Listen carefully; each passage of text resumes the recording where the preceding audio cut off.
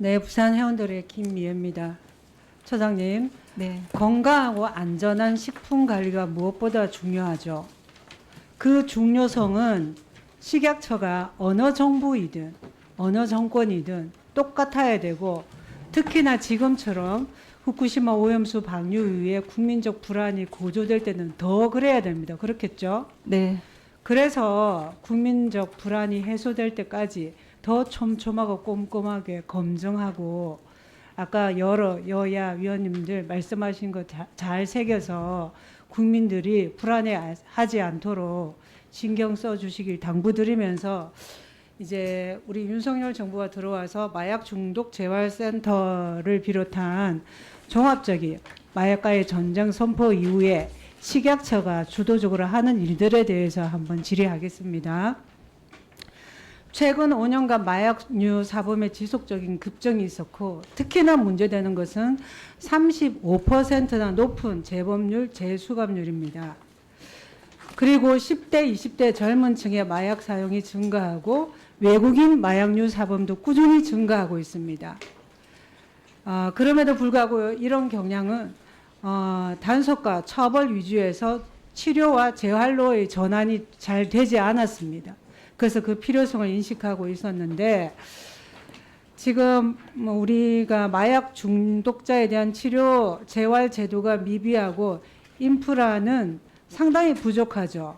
이런 반성적 고려에서 2022년 10월에 마약과의 전쟁이 선포되었고, 식약처는 그로 인해서 여러 지금 연구도 진행되었고 또 새로운 시범 사업도 추진되고 있죠. 네, 그 중에 그 일환이 지금 아까 업무 보고 때도 말씀하셨는데, 사법치료 재활 범부처 연계 모델을 개발해서 지금 시범 사업 중이죠. 네, 그렇습니다.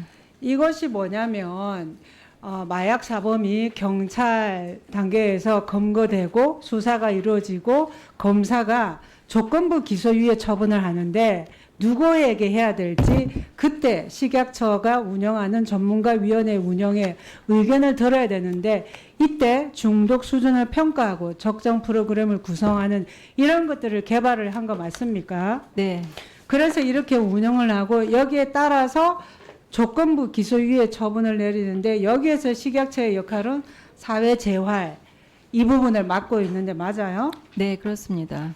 그러면 이걸 제대로 잘해서 궁극적으로는 예방이 중요하고, 또 한 번 마약에 접근했다 하더라도 바로 빠져나올 수 있도록 해야 되고, 또 중독자에게는 철저하고 세심한 치료를 통해서 재활이 이루어져야 되는 거, 그런 방향이죠. 네, 그런데 지금 마약 사범이 매년 10,000명 이상 검거되고 있고 꾸준히 증가합니다. 올해는 6월까지 벌써 12,700여 명이 경찰에 검거되었습니다. 그런데 마약 중독 재활센터에 등록하는 비율은 10%가 안 됩니다.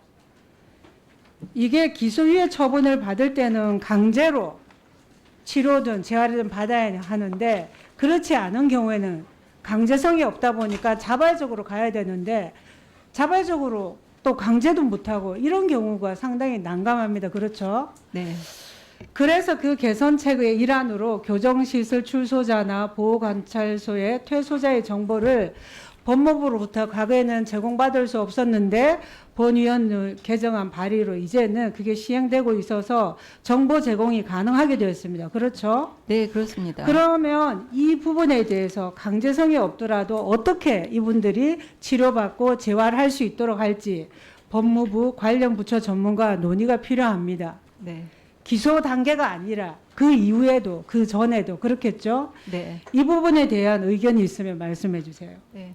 그동안에 그 기소유예에 대한 정보가 없어서 굉장히 그 이용률이 낮았던 것이 사실입니다.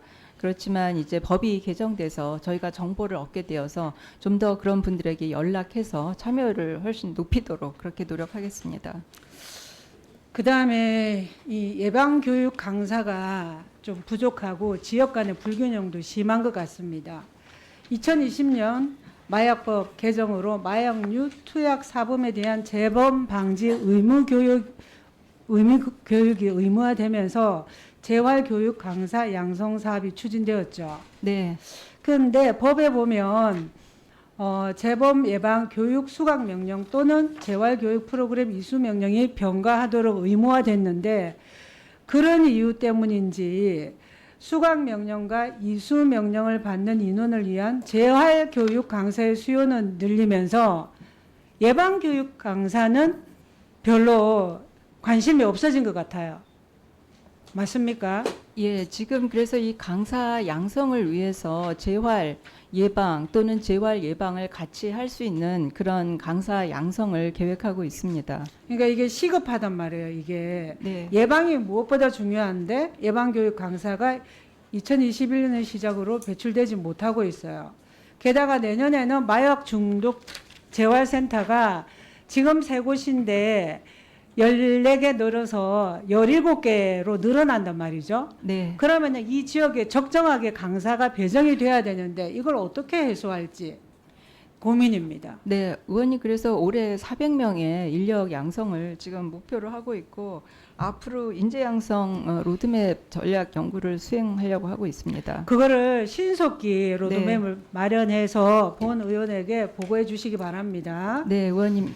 네, 예산 확보가 필요한데 좀 도와주시면 그거는 감사하겠습니다. 당연히 해야 될 일이기 때문에 네. 아마 여기 계신 모든 위원님들이 공감하시리라 여깁니다. 그 다음에 청소년 마약 중독 재활 전문센터가 전혀 없다가 올 7월에 충청권에 하나 생겼습니다. 그렇죠? 네, 네. 근데 이것도 미국의 마약 중독 재활 프로그램을 벤치마킹한 겁니다. 그럼 미국과 우리의 차이점도 분명히 있습니다. 그렇죠? 네, 그렇습니다. 그래서 우리나라 실정에 맞는 네. 프로그램이 운영돼야 되고 청소년 외에도 의료인, 군인, 교원 등에 대한 대상별 맞춤 재활 프로그램 운영도 필요해. 네. 그래서 아까 모두에 말씀드린 것처럼 사법, 치료, 재활, 의료 모델 사업은 상당히 중요하다고 얘기합니다. 네. 이게 분절된 것이 연결시켜가지고 처음부터 끝까지 이루어져야 되기 때문에 지금 시범 사업이 성공적으로 될 수 있도록 신경 써주시기 바랍니다. 네, 확대 추진하겠습니다, 의원님. 예, 수고하셨습니다. 다음은 존경하는 남인순 의원님 질의해 주십시오.